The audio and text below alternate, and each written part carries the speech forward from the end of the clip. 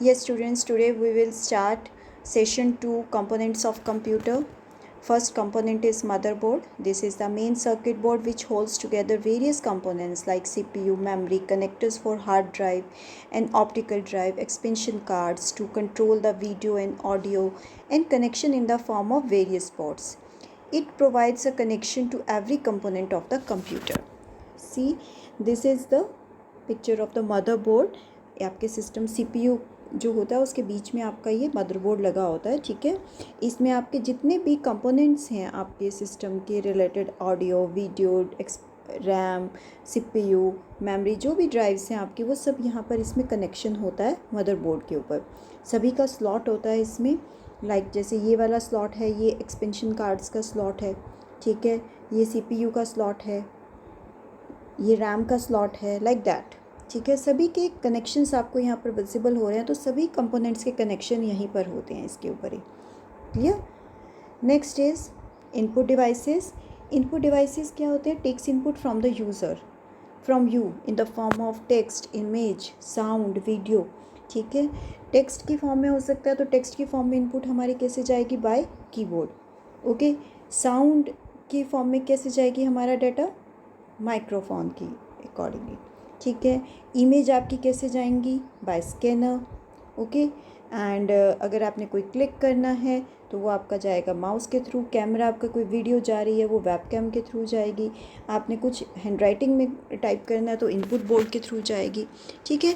तो आप जो कंप्यूटर को इनपुट प्रोवाइड करते हैं तो वो हम किसके थ्रू करते हैं? इनपुट डिवाइस के थ्रू।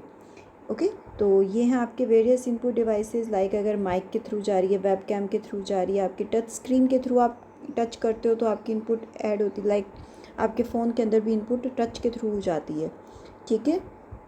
माउस हो गया, कीबोर्ड हो गया, आपका स्कैनर हो गया, एंड ट्रैक बॉल हो गया, जॉयस्टिक। ये ट्रैक बॉल एंड जॉयस्टिक आपके गेम्स के लिए यूज़ होते हैं। अगर गेम्स, हम कोई पार्लर में जाते हैं तो वहाँ पर, तो आप जो गेम्स खेलते हैं ना, वहाँ पर आपकी ये मेनली डिवाइसेस यूज़ होते हैं, ट्रैक बॉल और joystick. Okay. Next is output device. Output devices that are use to give output to the user. अब जो हमें आउटपुट मिलनी है, रिज़ल्ट मिलना है हमें, वो डिस्प्ले कहाँ पर होगा? आउटपुट डिवाइस पर। अब वो आउटपुट भी आपकी वेरियस फॉर्म्स में हो सकती है, लाइक विजुअल आप व्यू कर सकते हो, टेक्स्ट की फॉर्म में, ऑडियो की फॉर्म में, एंड प्रिंट आउट की फॉर्म में। सो अगर आप विजुअलाइज कर रहे हो किसी चीज़ को तो वो मॉनिटर पे होगा आपका, ठीक है। टेक्स्ट भी अगर आप टाइप कर रहे हो तो आप उसको प्रिंटर की फॉर्म में भी ले सकते हो। आप कोई पिक्चर को प्रिंटर से प्रिंट कर सकते हो। स्पीकर से साउंड आपकी आउटपुट होगी, ठीक है।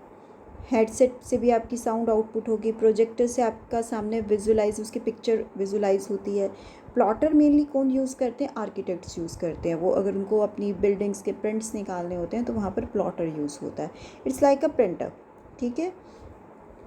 सो ये क्या है आपके आउटपुट डिवाइसेस। मॉनिटर को हम VDU भी बोलते हैं, visual display unit. Okay. Next is central processing unit. Central processing unit क्या होता है? मेनली जो वर्क एग्जीक्यूशन का है वो CPU का है, ठीक है। Is also called the brain of the computer. जो आपका जितना भी एग्जीक्यूशन का वर्क होगा वो CPU के थ्रू होगा। CPU executes user instructions and coordinate among all other units of computer. जितना भी कोऑर्डिनेशन का वर्क है, यूज़र इंस्ट्रक्शंस का है कि इंस्ट्रक्शंस कैसे आ रही हैं, कैसे पास ऑन हो रही हैं, आउटपुट डिवाइस के थ्रू आपकी डिस्प्ले हो रही हैं, तो वो आपका CPU करता है, ठीक है। तो आप इस पिक्चर में जो ये वाला पार्ट देख रहे हैं, this is the CPU। Okay. Processor mainly हम इसको बोलते हैं। प्रोसेसर कहाँ पे आपका ये इस फॉर्म में आपको डिस्प्ले हो रहा है। प्रोसेसर में be classified on the basis of speed. Speed में अगर उसको आप चेक करते हैं तो हमारे पास कौन से अवेलेबल होते हैं? Dual core, quad core, octa core, ठीक है। और अगर आप मैन्युफैक्चरर की फॉर्म में उसको डिवाइड करेंगे तो इंटेल का प्रोसेसर मिलता है, AMD का प्रोसेसर मिलता है, ठीक है। तो जितना भी वर्क एग्जीक्यूशन का होगा, इंस्ट्रक्शंस जो आप फॉलो अप होंगी वो आपकी CPU के थ्रू होती हैं। आपके मोबाइल्स में भी इवन जो प्रोसेसर लगा हुआ है तो आप वो चेक कर सकते हो किस कंपनी का है, क्या स्पीड है उसकी, ठीक है। Now speed of the processor is usually measured in the MHz, MHz like millions of instructions per second, and GHz billions of instructions per second. Okay. Next is power supply unit. Power supply unit, it converts the alternate current power supply being received by the homes or offices to the low voltage direct current required by the machine. अब जो हमारे houses में आ रही है वो क्या होती है, ऑल्टरनेट करंट, ठीक है। अब वो ऑल्टरनेट करंट हम डायरेक्टली कंपोनेंट्स तक पास नहीं करते हैं, वो पावर सप्लाई यूनिट क्या करता है, उसको डीसी में कन्वर्ट कर देता है, डायरेक्ट करंट में, बट लो वोल्टेज, जितने आपके कंपोनेंट्स को जितनी वोल्टेज रिक्वायर है उसके अकॉर्डिंगली वो कन्वर्ट करके वो उनको पास कर देता है, ठीक है। Next is primary storage devices. ये आप लोग को ऑलरेडी पता है कि प्राइमरी स्टोरेज डिवाइसेस के अंदर कौन से आते हैं, रैम एंड रोम। सो यहाँ पर हम सिर्फ रैम को डिस्कस कर रहे हैं, रोम आपकी लास्ट चैप्टर में ऑलरेडी हो गई है। RAM is the primary storage device. This storage device plays an important role in the functioning of computer system. कैसे मेनली रोल प्ले करता है, क्योंकि जो हमारा प्राइमरी मेमोरी है it's directly connected with the CPU, okay, and RAM is directly connected with the CPU। So जितने भी आपके ऑपरेशंस होंगे, स्टार्टअप ऑपरेशंस हैं या आप कोई भी वर्क परफॉर्म कर रहे हो, तो फर्स्टली वो किस में सेव होता है, रैम में, okay. So these days PC have around 8 to 32 GB RAM, और इससे भी ज़्यादा है रैम कैपेसिटी, ठीक है। तो आपके रैम की देखो ये पिक होती है एंड रोम आपको ऐसे विजुलाइज होती है। Next is secondary storage devices. Secondary storage devices meaning permanent storage devices. Primary memory में आपका डाटा परमानेंटली सेव नहीं होता, primary memory is volatile in nature, RAM is volatile in nature, and secondary memory में आपका data क्या होता है, permanent save हो जाता है, ठीक है।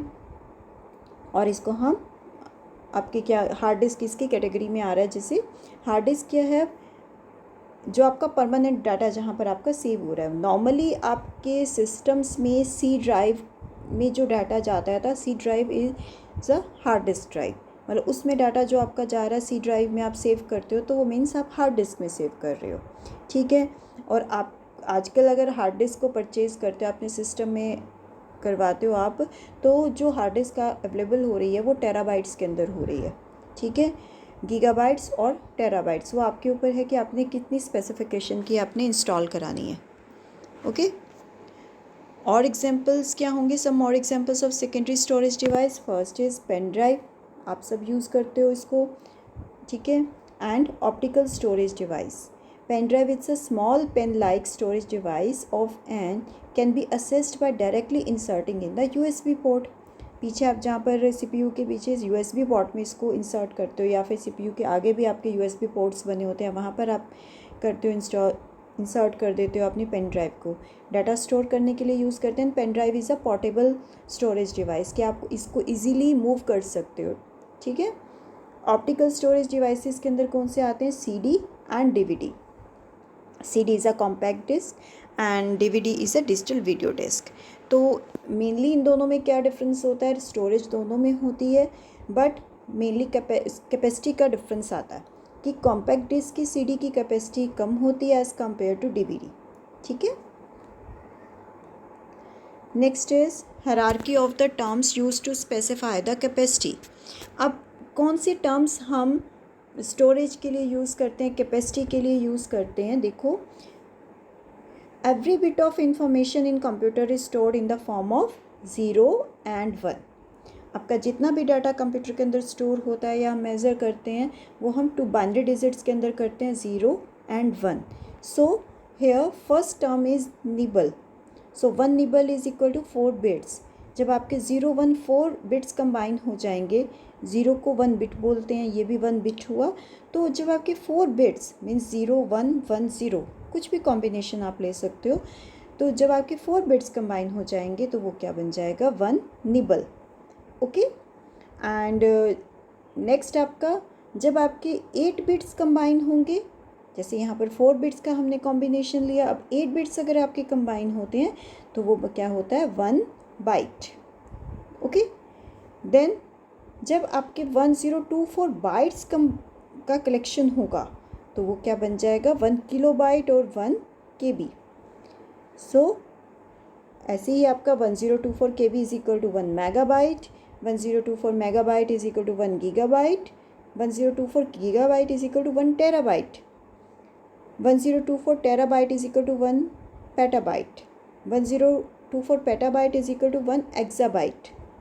ठीक है, 1024 exabyte is equal to 1 zettabyte. 1024 zettabyte is equal to 1 yottabyte. ठीक है. सो सबसे मैक्सिमम टर्म है योटाबाइट की. फर्स्ट सबसे जो लो टर्म हम इसमें कह सकते हैं बिट की है.